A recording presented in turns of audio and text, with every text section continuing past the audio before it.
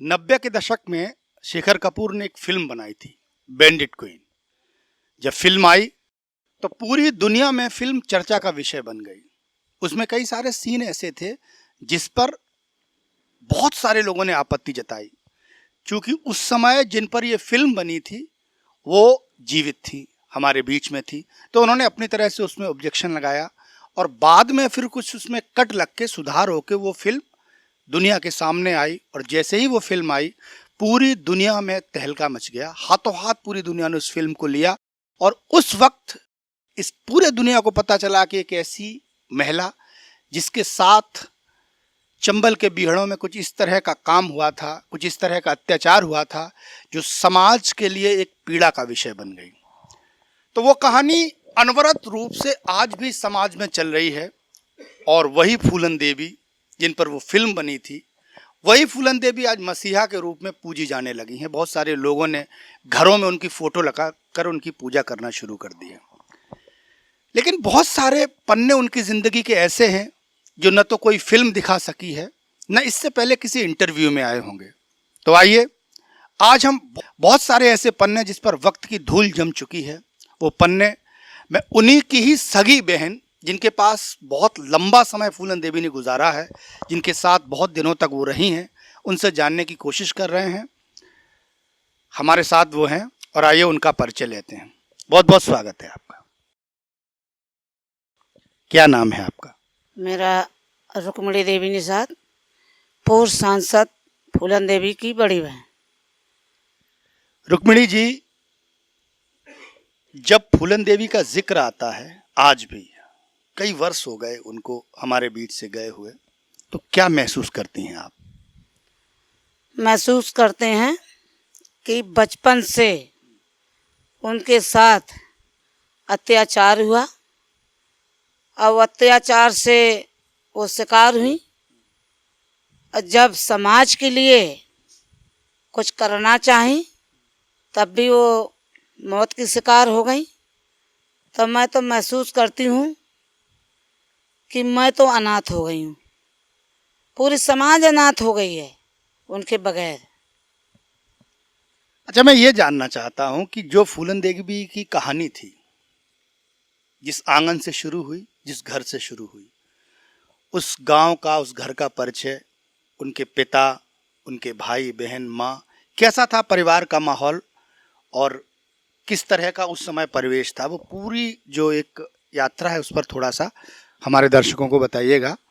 जी रुक। मैं 5 बहन, 1 भाई था। भाई अब एमपी में है। कौन सा गांव था?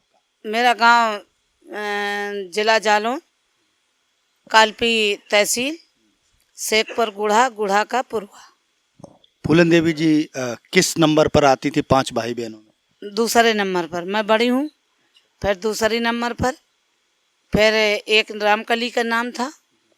2-3 बहन मैं इसी गांव में थी, वो एक तो है और एक इस गांव की बहन एक्सपायर हो गई। तो 5 बहन में मैं खाली 2 बहन बची हूँ, और मुन्नी देवी जो उस समय दिल्ली में है। तो परिवार का माहौल कैसा था और क्या पिताजी का नाम? पूरी कहानी वो आप सुनाती चलिए, ताकि हमारे दर्शक जो हैं, जो बहुत दिनों से ये आस लगाकर बैठे हैं कि फूलन देवी जी के बारे में कोई ऐसा ऑथेंटिक उनको कथानक मिले, कहानी मिले, जिससे वो लोग ये समझ पाएं कि आखिर क्या थी फूलन देवी।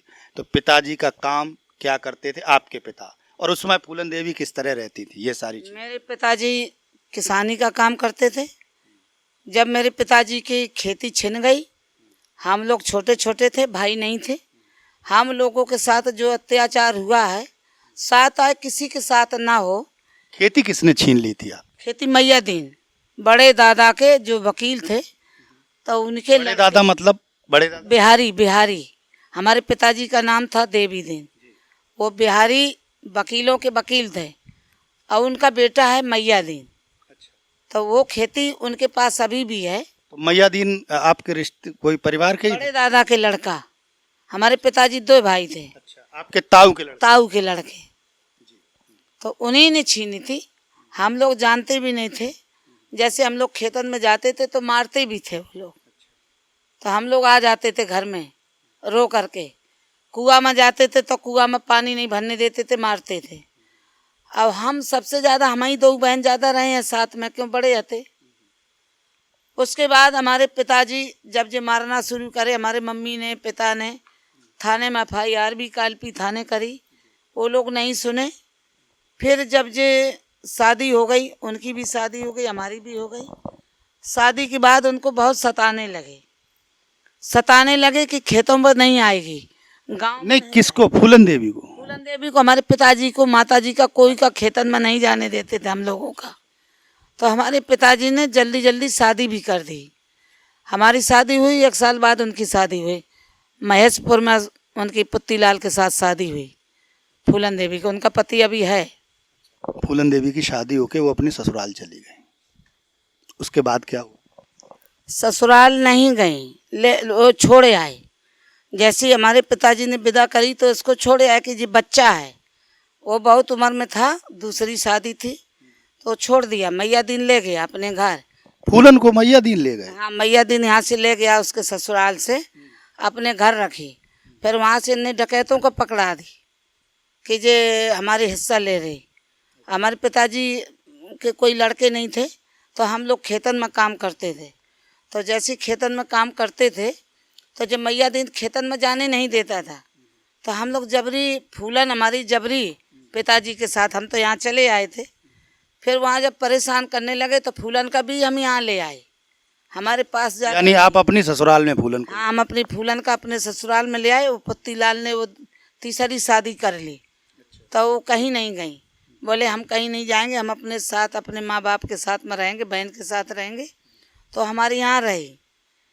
यहाँ से इतना उनके साथ अत्याचार हुआ, मान लो हम लोग कोई सुरक्षित नहीं थे, इतना अत्याचार करा गया कि यहाँ भी नहीं रहने दिया। यहाँ से डकैतों से पकड़ा दिया, उसके साथ शोषण हुआ, अत्याचार हुआ। अच्छा, जिस डकैत को पकड़ाया गया था वो कौन सा गिरोह था? वो गिरोह था बाबू गुर्जर का। मतलब मैया दीन ने बाबू गुर्जर को फूलन देवी को सौंप दिया। हाँ। फिर उसके बाद विक्रम हमारे रिश्तेदारी में थे, बुआ के लड़के लगते थे, तो उनने रक्षा करी। फिर उनको जो हत्या हो गई तभी अकेली रह गई।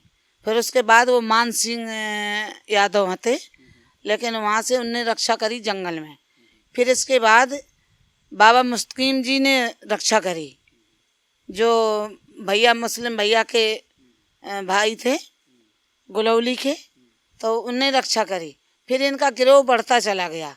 जैसे घनश्याम बाबा हुआ, और हमें काफ़ी लोगों का हम नाम भी नहीं जानते हैं। 40 आदमी के गैंग हो गई। तो हम जंगल में भी रहे। तो कभी कभी जब वो डकैत थी तो आप मिलने जाया करती थी? वो खुद आ जाती थी, यहीं पर आती थी। यहाँ पुलिस हम लोगों का परेशान करने लगी, छापा डालने लगी। 3 साल हम लोग बहुत मुश्किल से बिताए, खेतन में बच्चों का छुपाते थे। अच्छा, ये बताओ, जैसे वो जब बाबूलाल गुर्जर के गिरोह में चली गई, तब आपको पता चल गया कि वो डकैत हो गई है, कि काफी समय बाद पता चला? वो डकैत नहीं बनी थी, उनको बहुत, उनने गलत काम किया था उनके साथ। वो ही तो मैं जानना हाँ, वो गलत काम करके उसको डाल दिए थे। ये जो घटना है, जब मान लो बाबूलाल गुर्जर की गैंग में चली गई, बाबू गुर्जर की गैंग में, हाँ, जब खींच ले गए, उसके बाद फिर कब ये घटना हुई जो बेहमई में हुई है? 81 में खींच के ले गए थे, नाग पंचमी के दिन। 81 को खींच के ले गए नाग पंचमी के दिन। फिर ये 3.5 साल जंगल में रही, 3.5 साल जंगल में रही।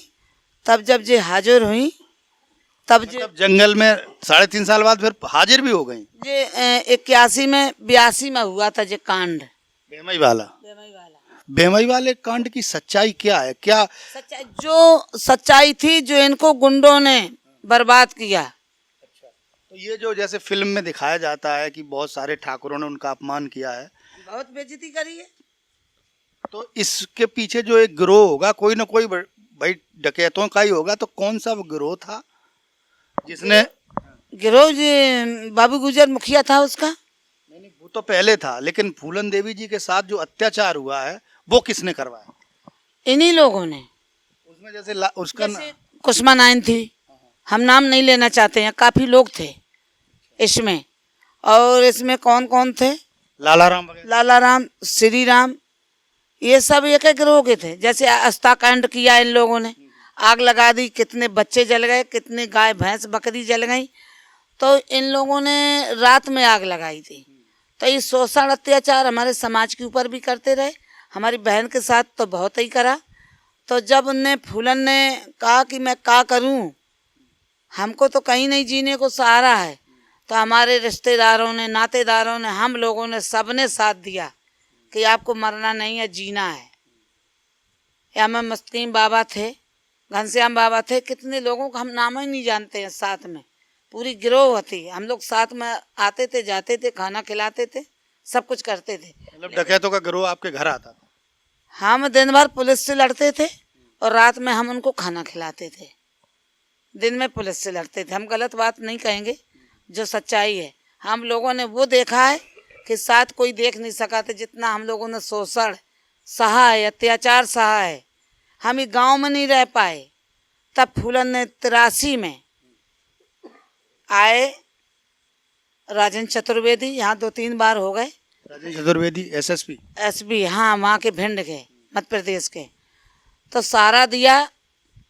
जो हमारी आंटी जी हमें पोती बनाया था, इंदिरा जी ने, कि ये फूलन हमारी पोती है, इसका मारा न जाए, इसका इनाम निकाल दिया है, इसको जिंदा पकड़ी जाए, मारी न जाए। ये जैसे 81-82 की घटना आप बता रहे हैं। हाँ, 83 में हाजिर हो गई। 82 की घटना के बाद फिर एकदम पूरे देश दुनिया में फूलन का नाम जो है एकदम कुख्यात हो गया। लोग ये समझने लगे बहुत दुर्दांत ये डकैत है फूलन देवी। उसके बाद पुलिस पीछे पड़ी। पुलिस पीछे पड़ी। जो फूलन का नाम आया, लेकिन फूलन ने ऐसे लोगों को नहीं सताया।